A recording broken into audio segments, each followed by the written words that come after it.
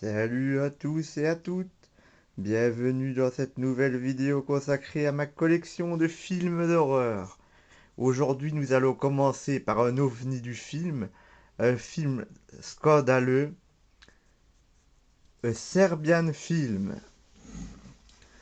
A Serbian Film, un film très controversé, très controversé ce film. Je l'ai acheté en version intégrale non censurée directement à l'éditeur.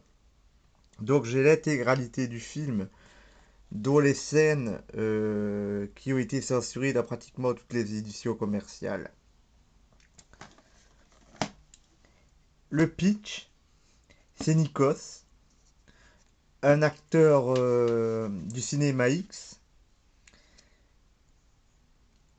qui vit en Serbie avec sa famille, et il voit son pécule financier fondre comme neige au soleil. Il est retraité dans le cinéma, et une de ses anciennes partenaires va le contacter pour lui dire qu'un metteur en scène veut refaire un film avec lui. Donc après discussion avec sa femme, Nikos décide d'accepter cette entrevue et cet ultime film pornographique. Il rencontre le metteur en scène, un dénommé Vulkmir, un homme très riche qui est entouré de gardes du corps et qui fait penser à un chantre de la mafia russe. Et Vulkmir offre une somme démesurée à Nikos à une seule condition, c'est que Nikos ne connaisse pas le scénario à l'avance. Il va devoir accepter de tourner dans un film dont il ne connaît rien. Et c'est là que l'horreur va commencer. Car ce film est un film snuff. Un film snuff avec des viols. Un film snuff avec de la pédophilie. Un film snuff avec des mises à mort. On va injecter de plus en plus de drogue à Nikos. Il va perdre de plus en plus pied avec la réalité et faire des atrocités. Et c'est après une de ces atrocités qu'il va perdre la mémoire et qu'il va devoir réenquêter pour savoir ce qu'il a fait. Qu'ai-je pensé de ce film? Pour moi, Serbian Film n'est pas un mauvais film. Il n'est pas d'un niveau d'un Hostel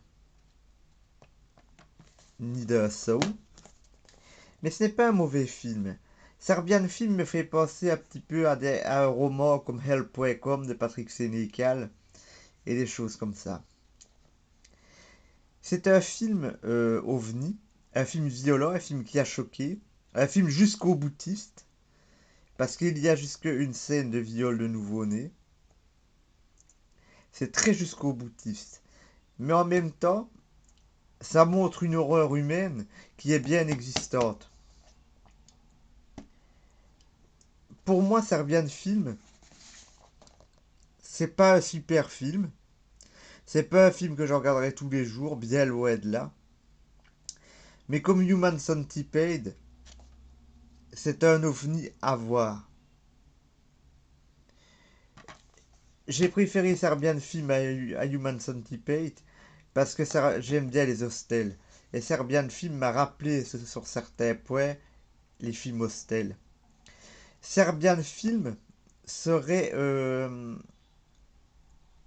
une bonne suite ou une bonne préquelle à l'excellent film sur les snuff movies tournés par Nicolas Cage, 8 mm.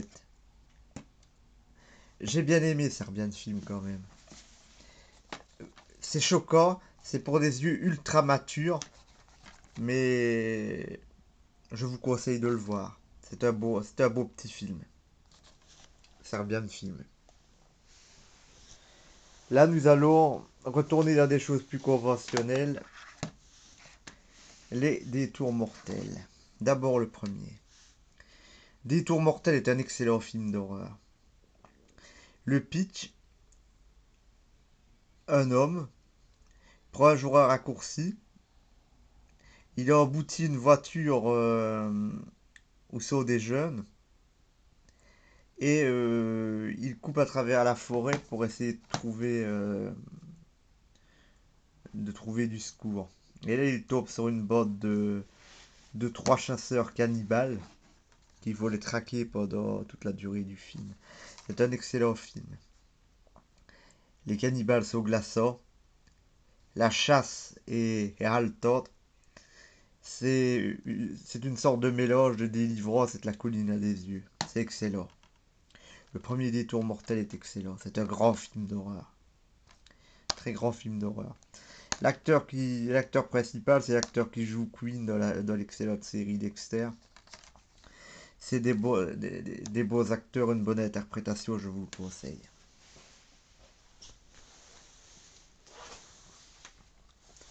Détour mortel 2. Celui-là, je l'ai adoré aussi. Celui-là, dans une forêt, des gens euh, vont faire une télé-réalité. Genre Survivor, un peu un genre de koh.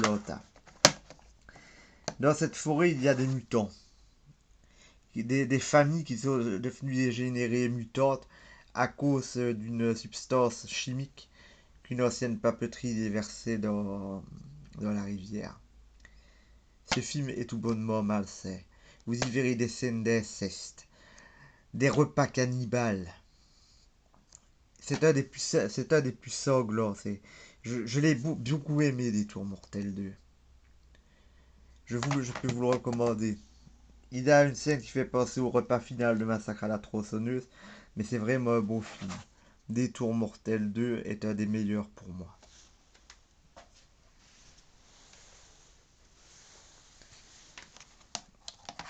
Détour mortel 3. Laissé pour mort. Pour moi, c'est le moins bon. C'est le moins bon parce qu'il n'y a qu'un cannibale, celui-là. Voilà, le voilà, regardez. Le pitch, c'est un quart de détenus qui fait un accident lors d'un transport et les détenus se retrouvent dans la forêt piégés par le cannibale. Et pendant tout le film, ça va être un face-à-face des détenus entre eux, avec un gardien qu'ils tiennent en otage et avec le cannibale. Pour moi, c'est le moins beau. On voit clairement que c'est un film qui a été tourné en studio, qui n'a pas été tourné dans la forêt. Pour moi, c'est le moins beau. Mais il reste beau quand même. Il y a des bonnes scènes. Je vous le recommande quand même. Mais c'est le plus faible de tous. Le 4, un de mes préférés. C'est une préquelle. On montre les trois cannibales quand ils étaient enfants. Ils étaient incarcérés dans un hôpital psychiatrique.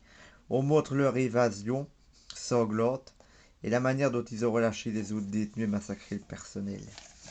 Des années plus tard, des jeunes font de la motoneige et se retrouvent coincés dans cet hôpital désert qui est resté la cachette de ces trois cannibales, de ces trois frères cannibales. Excellent. Très gore, très très très très gore. Un des meilleurs, un des meilleurs. Il est gore. Il a une scène de fondue bourguignonne sur un corps humain. Il est très très très très gore. Très gore.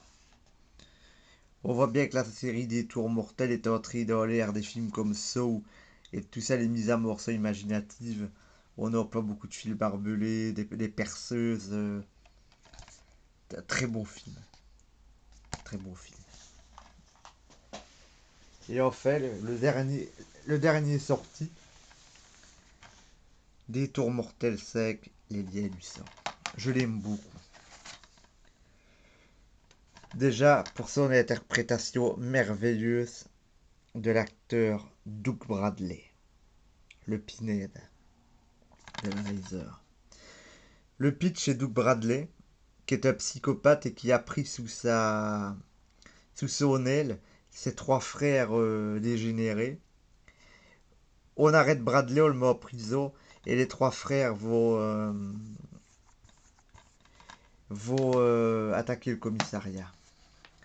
C'est déjà un film qui fait un petit peu penser à Assaut de John Carpenter. Doug Bradley y est glaçant, comme à son habitude, et c'est franchement un très beau film. Il est cruel, il est désespéré. Le 4 et le 5 sont désespérés, contrairement aux autres. On note dans une autre ère, euh, les films sont désespérés. Les... Dans ce film, il y a beaucoup de scènes très cruelles. Et l'idée d'avoir fait que les frères donc étaient chapeautés et aidés par un psychopathe à l'apparence parfaitement humaine est une idée excellente. Surtout que Doug Bradley est un très grand acteur pour moi. Ainsi c'est sorti. Je ne l'ai pas encore, il n'est pas encore sorti en DVD. Dès que je l'aurai, j'en ferai une vidéo. Je l'inclurai dans une autre vidéo de ma collection de films d'horreur. Je vous remercie de m'avoir regardé et vous donne rendez-vous dans ma prochaine vidéo consacrée à ma collection de films d'horreur.